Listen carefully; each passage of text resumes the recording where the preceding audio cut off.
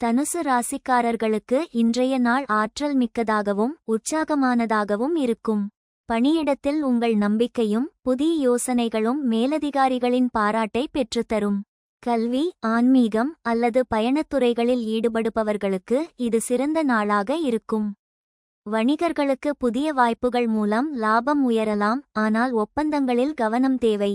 நிதி விஷயங்களில் எதிர்பாராத செலவுகளை தவிர்க்க முன்னெச்சரிக்கையாக இருக்கவும். உங்கள் அதிர்ஷ்ட நிறம் ஊதா.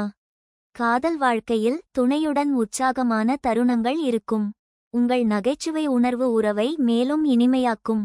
திருமணமாகாதவர்களுக்கு புதிய அறிமுகங்கள் கிடைக்கலாம். உடல்நலத்தில் கல்லீரல் அல்லது கால்வலி தொடர்பான பிரச்சனைகளுக்கு கவனம் தேவை. ஆரோக்கியமான உணவு மற்றும் நடைப்பயிற்சி நன்மை தரும். ஆகஸ்ட் மாதத்தில் சூரியன் சிம்ம ராசியில் 9ஆம் வீட்டில் சஞ்சரிப்பதால் பயணங்கள் மற்றும் ஆன்மீக வளர்ச்சிக்கு சிறந்த வாய்ப்புகள் உள்ளன. செவ்வாய் 10ஆம் வீட்டில் இருப்பதால் தொழில் முன்னேற்றத்திற்கு உறுதியான முயற்சிகள் பலன் தரும். குரு 8ஆம் வீட்டில் சஞ்சரிப்பதால் மறைமுக ஆதாயங்கள் அல்லது ஆராய்ச்சி வெற்றிகள் கிடைக்கலாம்.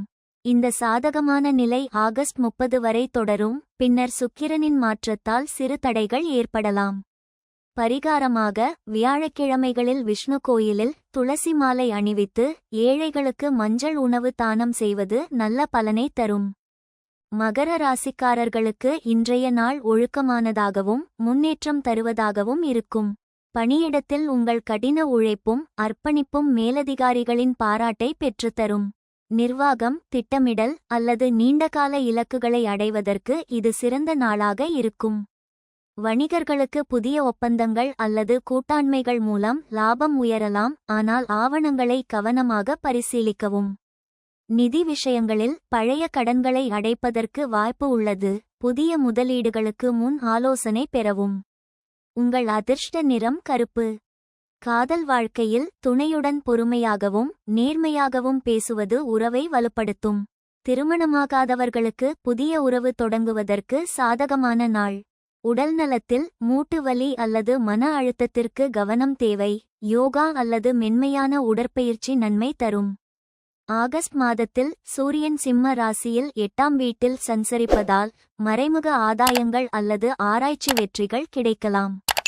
செவ்வாய் 9ஆம் வீட்டில் இருப்பதால் பயணங்கள் மற்றும் ஆன்மீக வளர்ச்சிக்கு நல்ல வாய்ப்புகள் உள்ளன.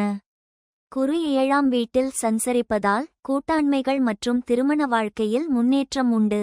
இந்த சாதகமான நிலை ஆகஸ்ட் 30 வரை தொடரும், பின்னர் சுக்கிரனின் மாற்றத்தால் சிறு தடைகள் ஏற்படலாம். பரிகாரமாக சனிக்கிழமைகளில் சனீஸ்வரருக்கு விளக்கு ஏற்றுவது மற்றும் ஏழைகளுக்கு கருப்பு உணவு தானம் செய்வது நல்ல பலனை தரும்.